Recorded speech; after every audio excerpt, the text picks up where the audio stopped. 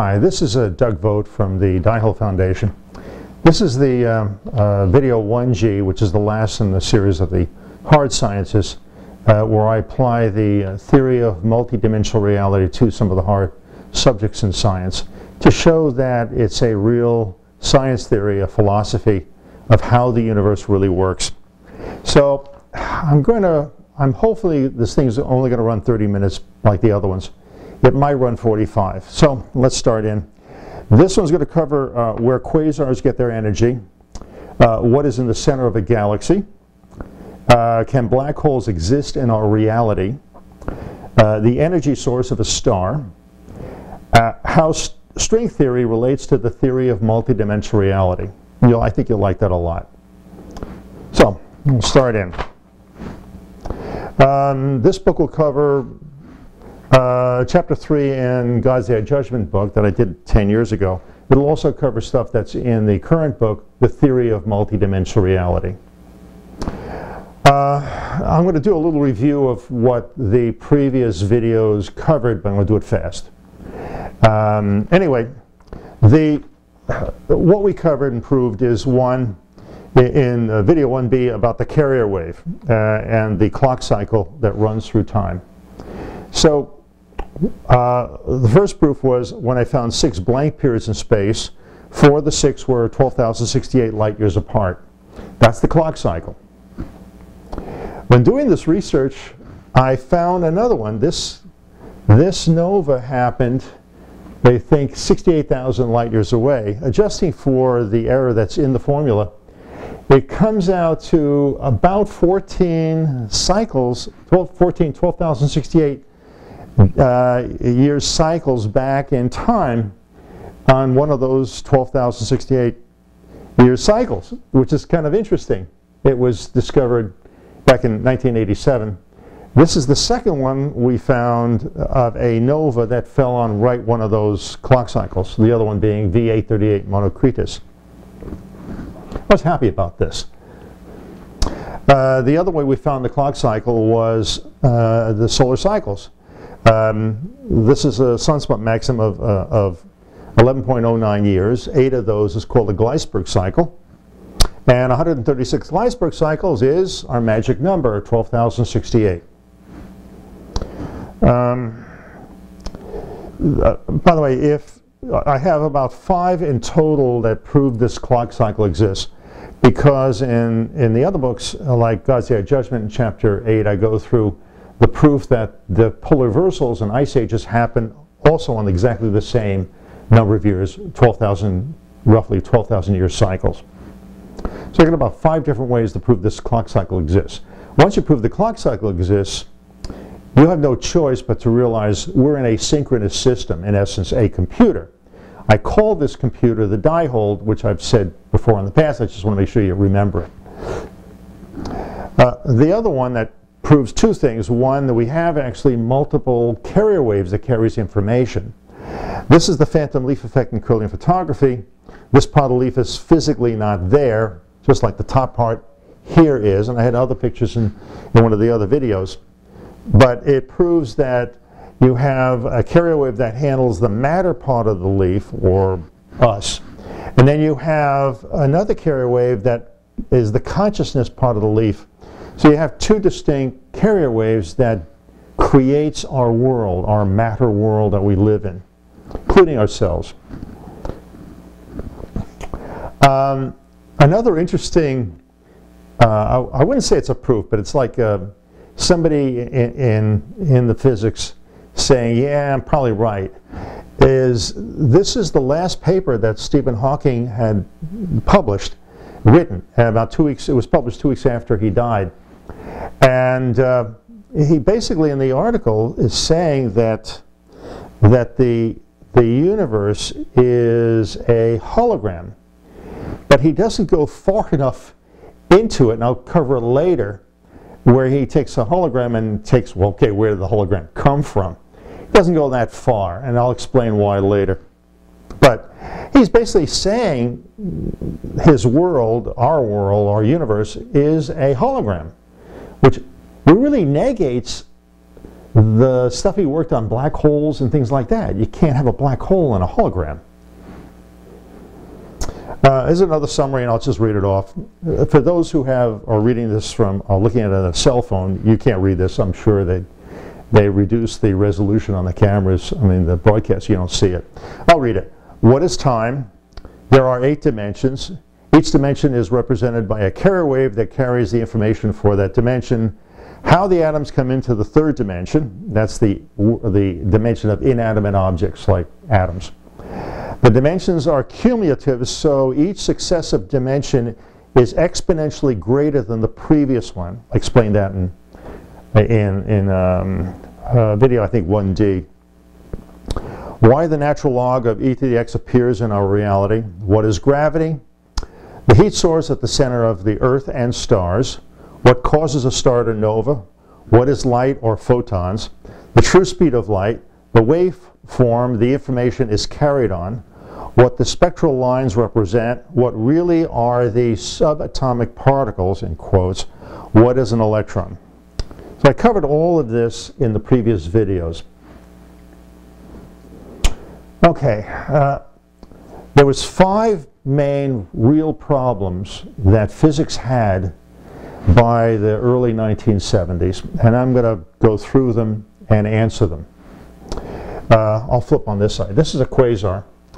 The first was the discovery of quasars back in 1963, and the reason why it's a big problem is the output of these things was, like it says here, they were producing, some of them were producing 10 to the 58 ergs.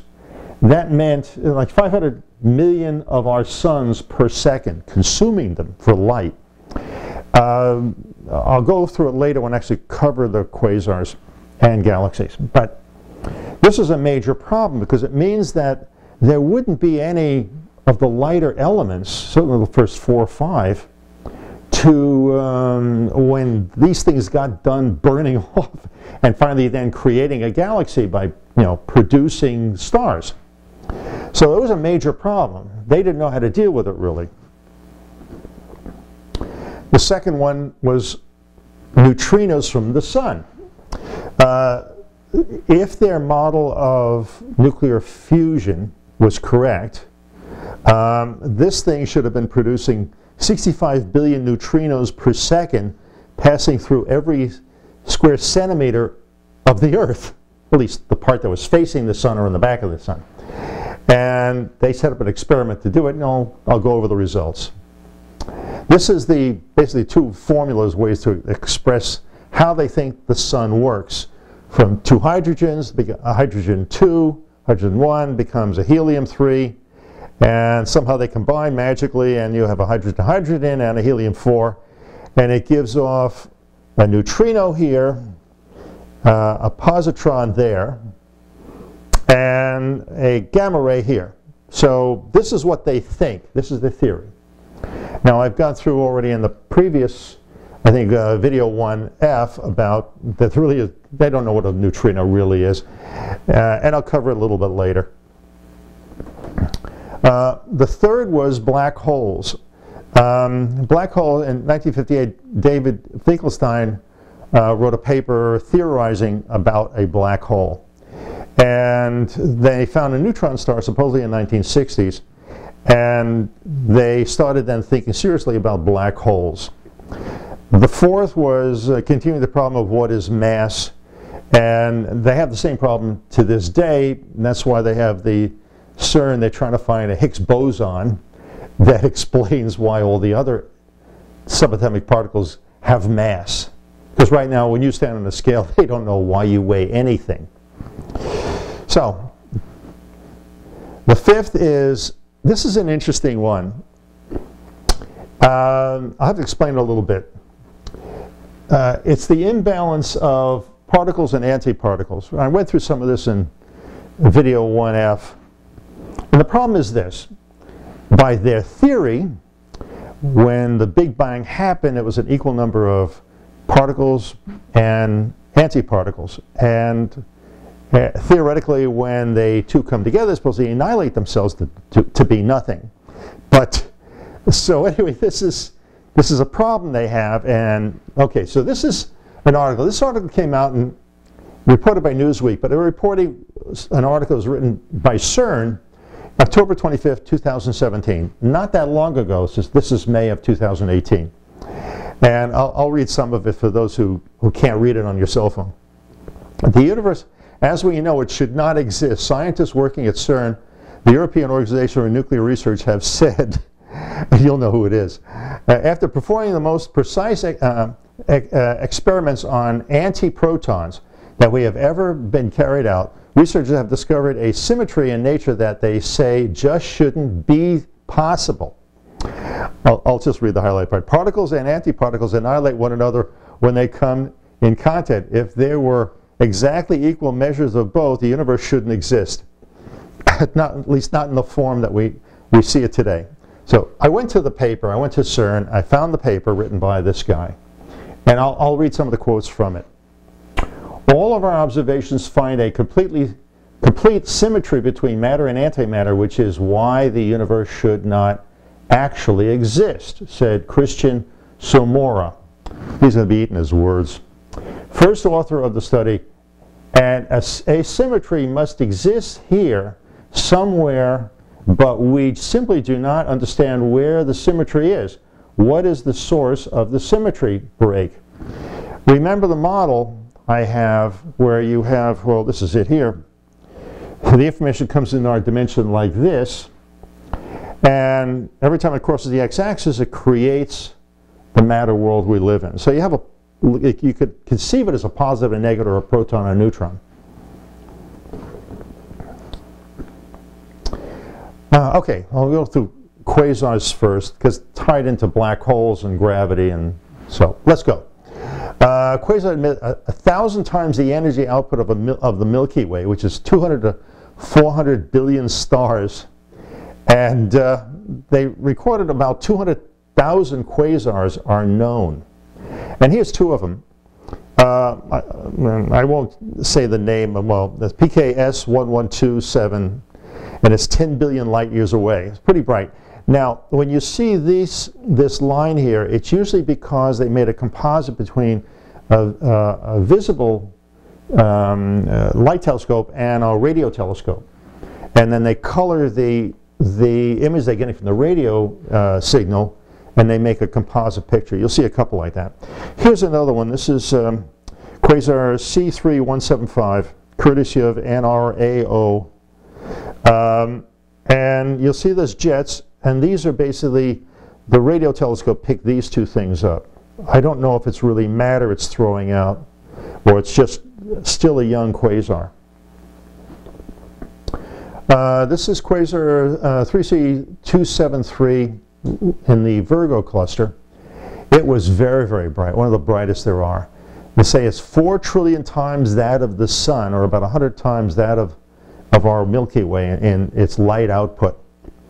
That means that, like I said earlier, there would be no hydrogen, helium, lithium, beryllium, boron, and maybe even carbon if this thing kept burning like this. You got the picture?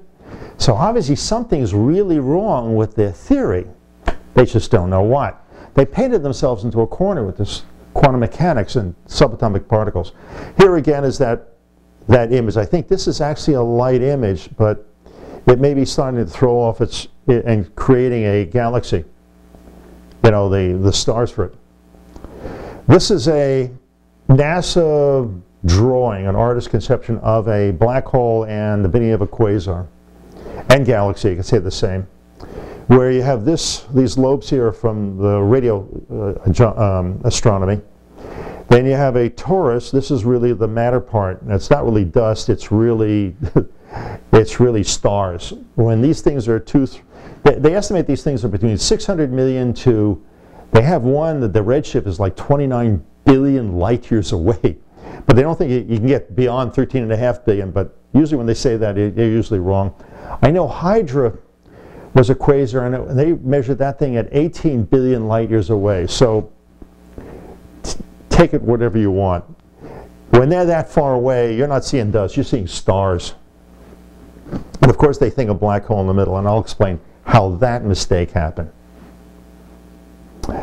Okay, so they had a problem with quasars, big problem. So who came up with the solution? Stephen Hawking and Jacob Berenstein. They theorized a mathematical model that in the event horizon of a black hole, that you would have enough energy being produced in a black hole that would explain all that output. So that's the reason why after he came up with this thing, they said, we have found God. You know, we have found the answer to our problem. So, because really, you have to understand the condition they were in.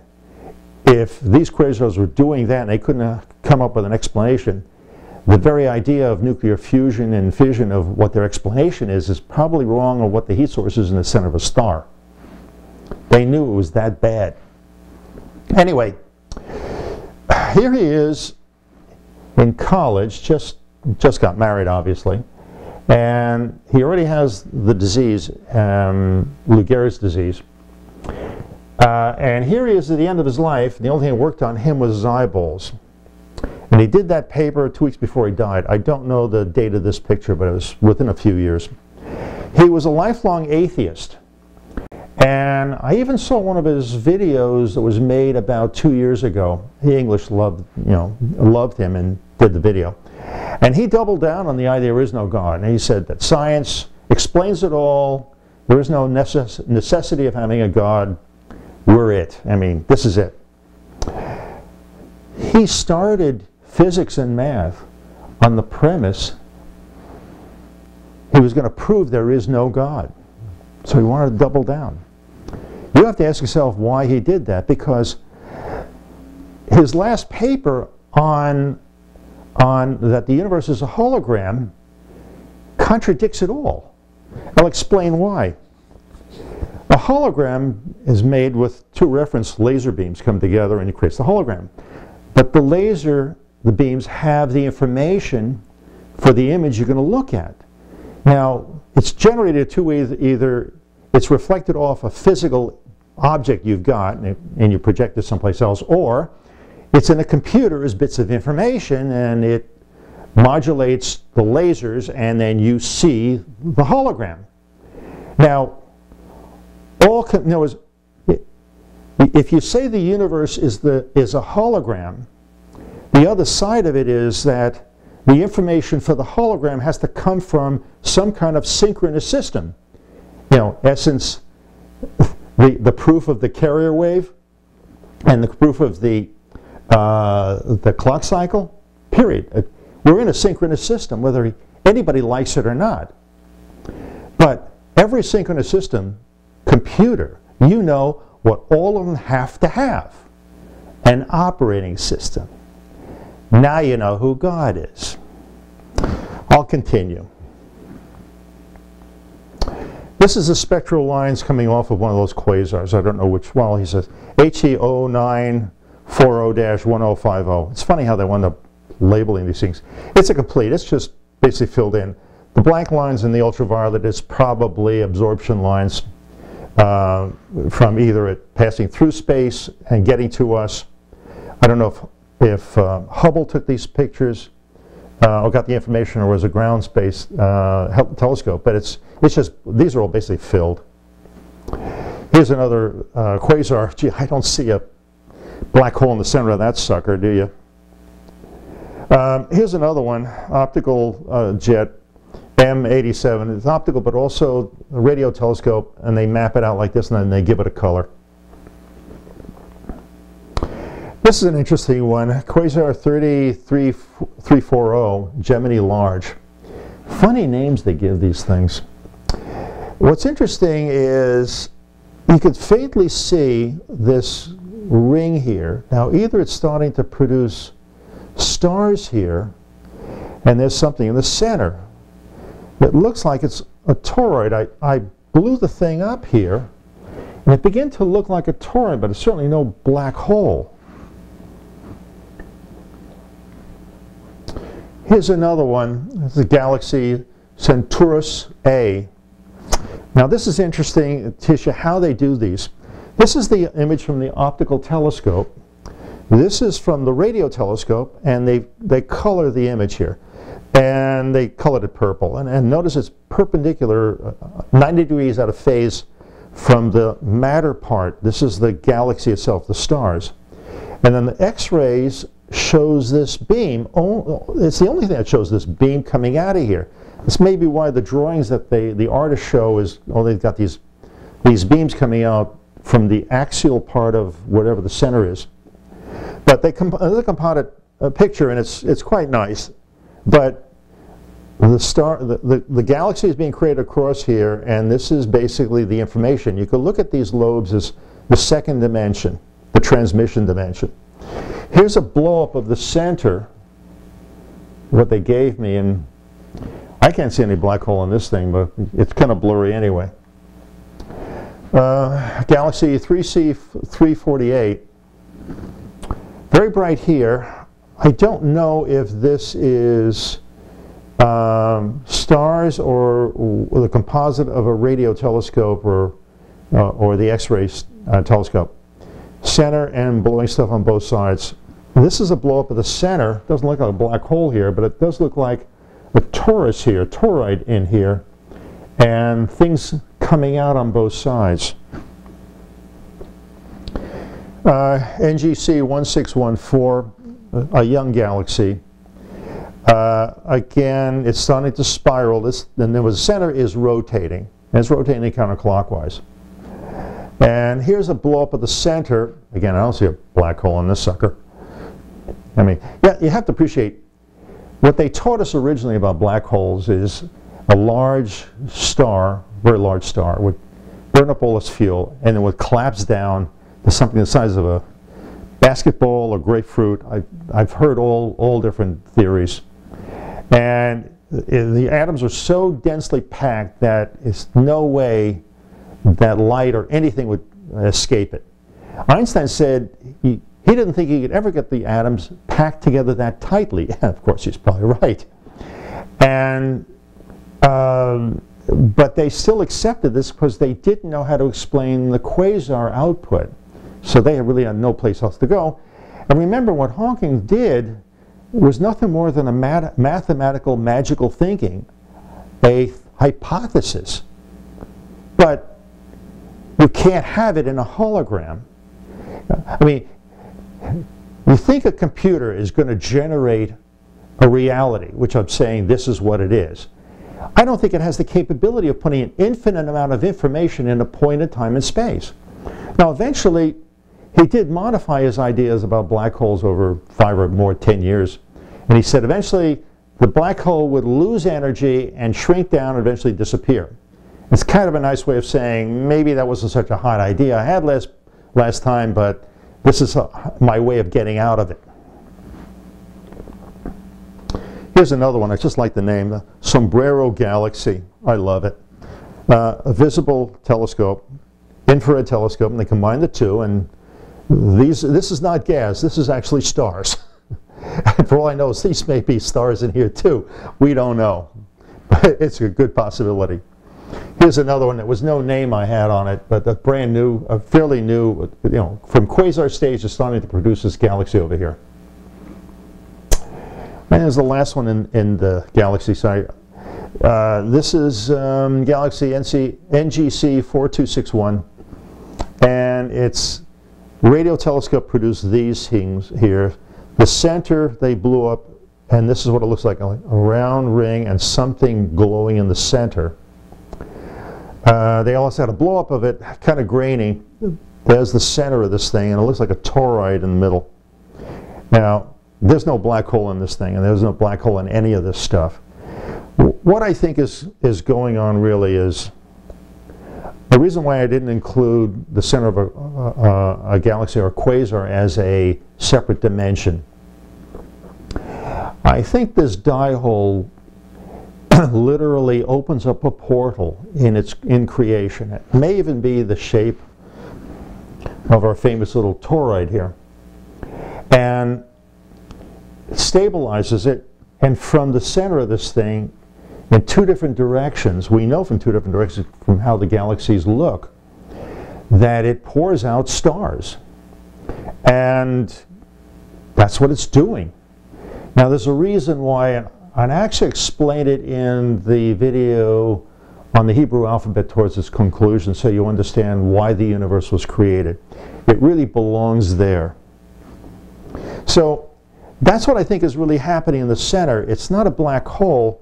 The Diehold literally opens up a portal and pours stars out. Now, some bright person decided to map where there was what they call dark matter. And I went through it, and there's no such as dark matter. Forget it. It's unnecessary to think about it. And they mapped it, and it made this kind of an interesting pattern. But it looks like they're all kind of connected. That's the interesting part I want you to realize. I'm going to handle also entropy. This is one of the phenomena. If the universe is expanding, which it is, they know that for a fact from the redshift, then it should be cooling down, but it's not. The reason why it's not is because of this clock cycle every 12,068 years. All these stars are novaing at the same time, and it pours out the energy into the system. Plus it throws a lot of dust out too. So you want to know where all those pretty dust clouds that they show in astronomy? That's where they're coming from. A lot of stars throw them out every 12,068 years.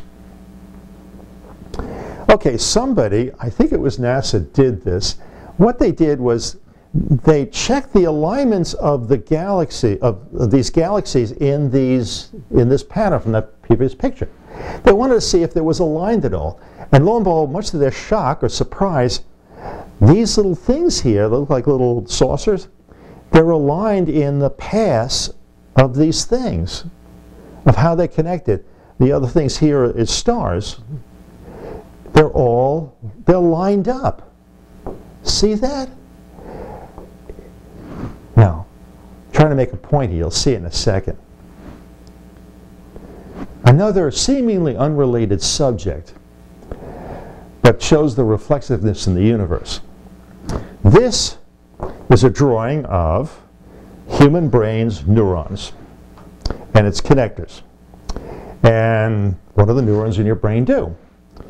It gathers information from electrical impulses, it processes it along with billions of others, and it comes up with solutions like me talking or you watching. And it processes the information, and it transmits information.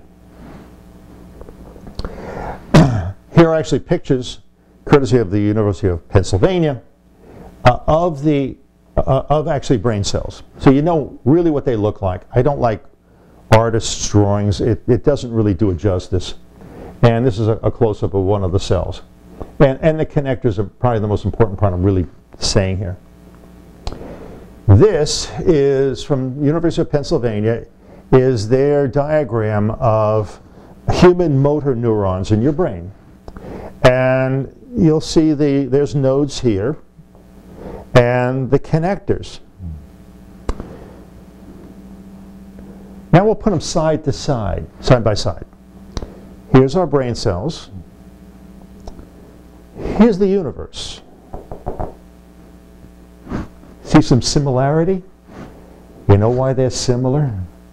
It's because it's the same program. That's what's going on here. Same program. Remember what I said in video 1D on dimensions 5 through 8? The way I define the dimensions is how much information and potential each one has.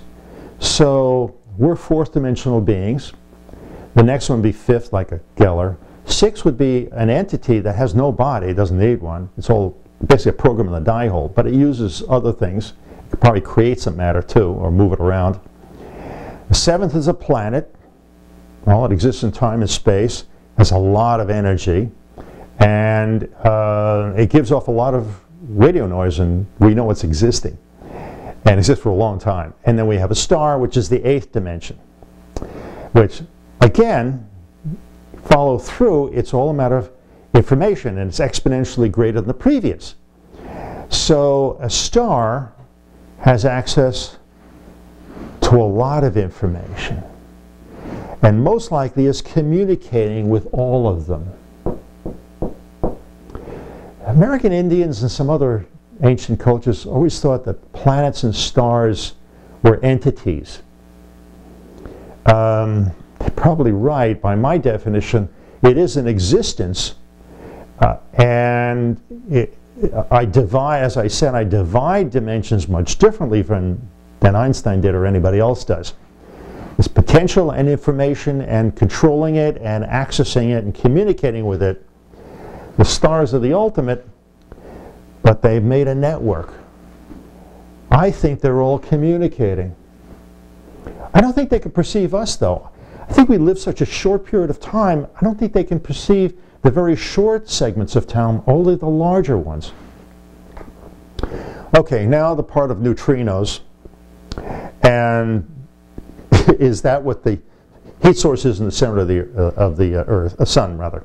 Well, actually, they say the same thing of the center, not really the center of the Earth, but the outer core of the Earth is nuclear reactions. Anyway, like I said earlier, there's supposed to be billions upon billions of neutrinos are supposed to hit the Earth. So they did an experiment in 1968, and it was called the Homestake Mine in South Dakota. And the one who came up with the idea originally about a neutrino is Wolfgang Pauli. I love that name, Wolfgang. He must have calling a kid, Wolfgang, come here. 1930. So he came up with this. This is strictly a mathematical model he came up with to conserve energy, momentum, and angular momentum, which is spin. So he came up with this idea that it would be massless and go at the speed of light. And they've done test experiments, and what they're identifying as a neutrino does go at the speed of light, so it can't have any mass. But as their experiments were failing, they kept adding more different types of neutrinos, plus, minus, zero, strange, charm. I mean, it's really strange stuff. So they do the they set up the experiment, and what it was in the mine, like 4,800 feet down, so they didn't get any cosmic rays. They took 100,000 gallons of carbon tetrachloride. It's cleaning fluid, and the idea was that a neutrino, it would hit a chlorine atom, convert it to chlorine-37, which immediately convert then to argon-37, and they could then radioactive. They could measure it.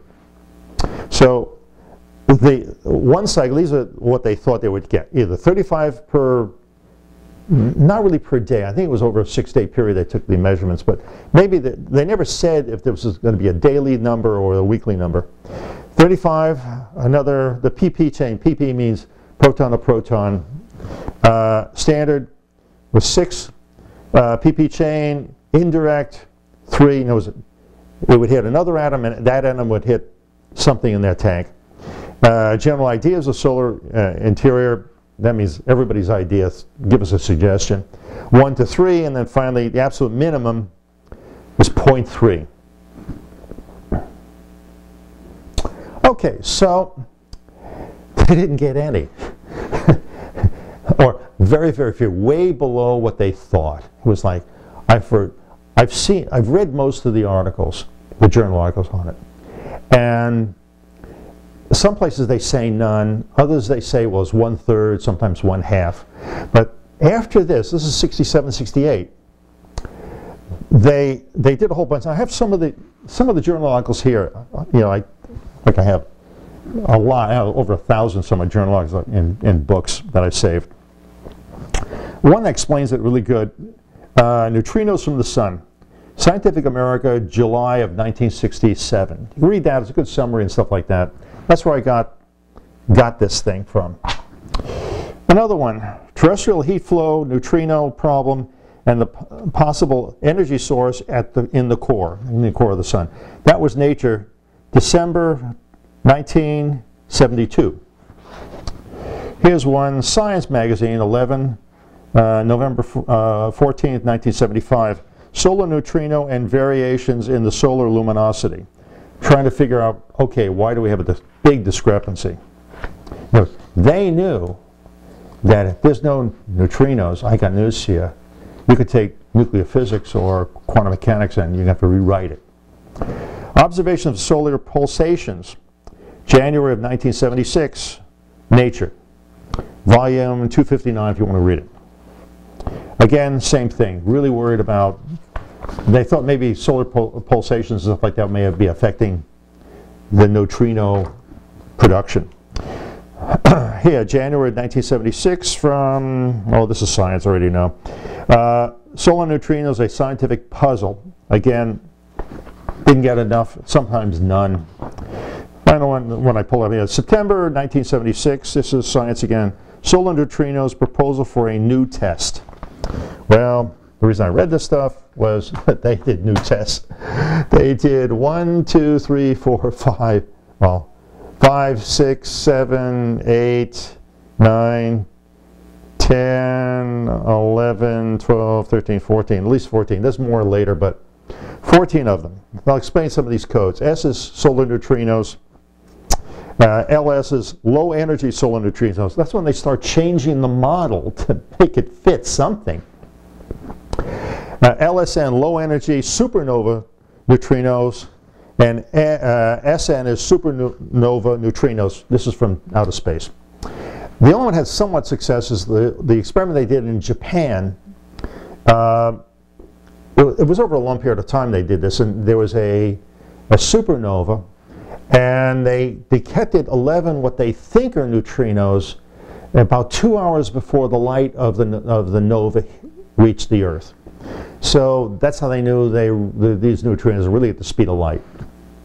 Anyway, this is some of the results you'll see here. Some they said, well, neutrino oscillation, antineutrino only.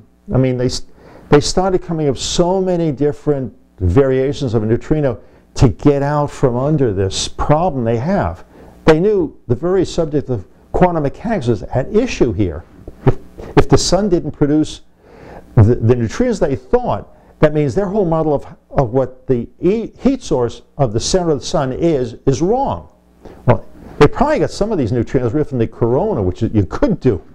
You probably do have relativistic temperatures. You could have that. Anyway, let me go on further. Okay, that takes care of now I'll get the string theory. And these you pull off the internet. String theory is pretty simple. A lot of physicists must have realized this quantum mechanics and the 135 plus subatomic particles is going nowhere real fast. They've got to find a solution. So I think what they did is they came up, a couple of guys came up with the idea, okay, what if it's a string and it's a freely oscillating string? So this is what they came up with, a model. I'll use this piece of paper. So string theory, open string was like a piece of paper and floating around and oscillating, and it would do like this. This graphic is maybe more easy to understand. Like the piece of paper, like this. This is fundamental, it's octave, it would be floating like this, and throughout you got multiple folds and stuff like that. But it's oscillating and it's going across this area. These lines would represent basically as it goes from one side to the other as it oscillates. What they never got into or don't want to touch is what they were saying, that the length of the string changes the frequency, and therefore, and each one will represent a separate subatomic particle. And someplace in this they were hoping it was going to explain gravity. Well, explain what gravity was. It's really the information headed towards the center of a planet, whatever big object you're on, and it's how it affects the information that makes you up and everything else around you. Anyway, this is open-end string theory. Then they have closed-end string theory. Then some bright guy combined the both and called it M theory. But so you put the two ends together in the paper, and you like this, and you got yourself a tube. So you got yourself a tube. So now when you connect the two ends of a tube together, what do you get? Back to my toroid and how matter comes into this dimension. See where this, every time it crosses the x-axis here and here, it creates an atom. Well, 3 circle. My friend who's a physicist His name is Owen Redcliffe. He lives now back in Australia. He said when he read my first book, Gravitational Judgement book, 11 years ago, he said, Doug, do you know you have found the philosophy that string theorists have been looking for? And he's right. So that's how now you know. What I'm basically saying is string theory is partially right and partially wrong. Quantum mechanics is partially right and partially wrong. They have to give up this idea of particles. And they neither side ever made a connection between the spectral lines that we know represent the elements and finally, the matter world and what they were doing. That's the problem. Anyway, the next video series, the two on the science group will be, I'll get over here. This is on, in spite of the title, which is Creation of the Hebrew Alphabet. What does this have to do with physics? I'm the first person since maybe Moses, the first temple period, that figured out the model that created the Hebrew alphabet. And it's not what you think. So all you physicists and scientists listening, please bear with me. The Library of Congress indexed this thing QA76. That's mathematics. 0.889 is quantum computing. I hope I got you curious enough that you want to watch that. There's going to be a whole bunch of them in this, but you'll understand. This one, video series 3, will be only about 2 or 3 videos really within it. And it's some experiments I did in California and Oregon on 2 gravitational anomalies, where I did time experiments, size experiments, and you'll see that time and size behave differently than what the general theory of relativity would call for. I mean, things do get smaller, but not like what you're seeing here in such a small area of a diameter less than 200 feet in diameter. It just shouldn't happen. But I think you'll like it. But the point is you'll understand it, and you'll understand what information is and what gravity is and how time is related to the size of things.